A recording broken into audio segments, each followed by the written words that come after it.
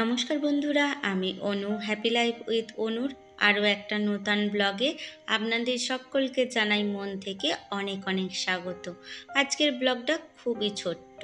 কয়েকদিন আগে আমার দিদি এসেছিল, তো দুই বোনে মিলে করেছিলাম মাটির উনানে দম বিরিয়ানি।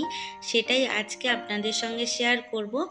তবে এই যে আজকের আকাশটা ভীষণই মেঘলা, আর ভিডিওটা যেটা শেয়ার করব সেটা হচ্ছে দুদিন আগে। যদি দিদি চলে গেছে এখন তার নিজের বাড়িতে।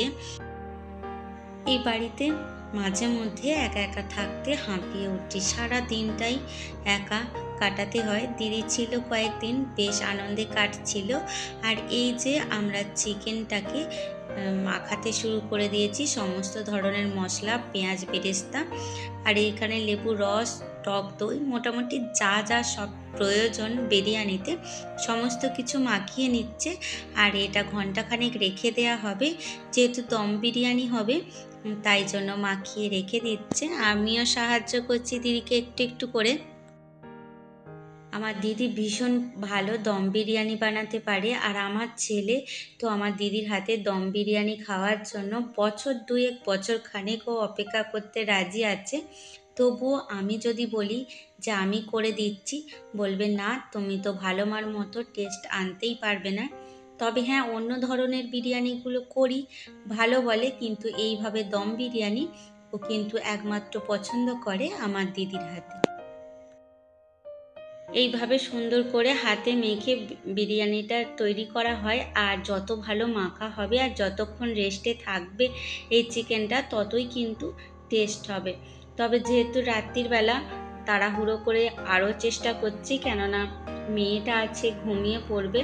আর দু বোনে চলে এসেছি মাটির উনানে বিরিয়ানি বানাতে। দেখেছেন চালগুলো প্রায় সিদ্ধ হয়েই এসেছে। যেহেতু দমে বসানো হবে তাই 60-70% মতনই চালগুলো সিদ্ধ করা হবে।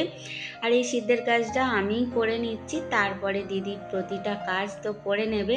আর এখানে দেখাতে চেষ্টা করছিলাম যে ভাতটা ছেঁকে দেয়া হচ্ছে চিকেনের ওপরে লেয়ার করে, শুধু নিচে চিকেনগুলো থাকবে আর ওপরে ভাতের লেয়ারটা ছিল। যাই হোক, দমে বসানো হয়ে গেছিলো আর একদম বিরিয়ানিটা রেডি খাওয়ার জন্য। আর কেটে নেওয়া হবে বিরিয়ানিটা। চলুন তাহলে। বিরিয়ানিটা যতটা সুন্দর দেখতে হয়েছিল তার থেকেও বহু গুণে ছিল তার টেস্ট। এই টেস্ট সত্যি আমি করতে পারবো না, কেননা আমার হাতে এরকম টেস্ট আসবে না। আমার দিদির হাতেরই এত সুন্দর বিরিয়ানি হয়। যাকে যদি ভালো লেগে থাকে আমাদের এই বিরিয়ানির পর্ব, তাহলে চ্যানেলটা সাবস্ক্রাইব করে পাশে থাকবেন, মিষ্টি কমেন্ট করবেন। আজকের মতো আসি, দেখা হবে আবার কালকে নতুন ব্লগে।